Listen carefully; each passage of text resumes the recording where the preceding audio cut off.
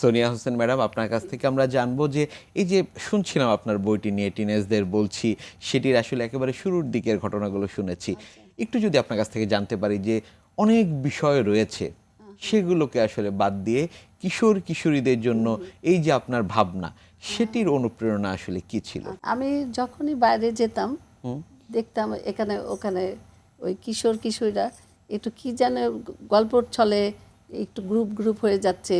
দু এক সময় দেখা যাচ্ছে একে ওকে একজন আরেকজন বন্ধুকে কিছু মনে খাওয়াচ্ছে, কিন্তু সেটা লুকিয়ে লুকিয়ে।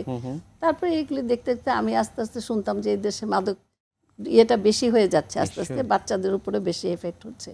তখন আমি ভাবলাম যে এই শিশু কিশোরদের, কিশোর এবং কিশোরীদের যদি আমরা বাঁচাতে না পারি, এগুলোর থেকে যদি আমরা না নিয়ে আসতে পারি, তাহলে তো দেশের অবস্থা খারাপ হয়ে যাবে। তো সেটার উপরেই চিন্তা করে আমি এই জন্য এটা লিখেছি, এটার জন্য নামটাও এটা দিয়েছি, টিনেজদের বলছি। এই বইটি একটু যদি আপনি যেমনটি বলছিলেন যে এটি শুধু আসলে টিনেজদের জন্য না, যারা অভিভাবক রয়েছেন তাদের জন্য প্রযোজ্য, তাদের আসলে সেখান থেকে বা এই বইটি থেকে আসলে জানার কি রয়েছে?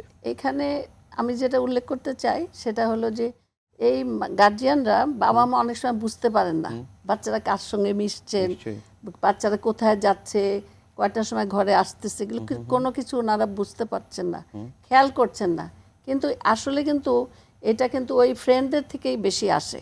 দেখা যায় ফ্রেন্ড সার্কেল কেউ হয়তো মজা করে একজন আরেকজনকে বললো যে এটা একটু খাও, দেখো, তারপর সে নেশাগ্রস্ত হয়ে যাচ্ছে।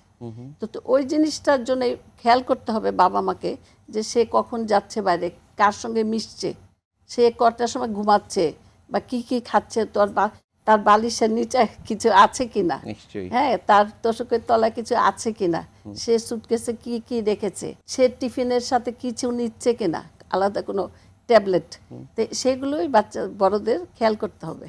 এভাবে আমরা কিছুটা সাহায্য করতে পারি বাচ্চাদের।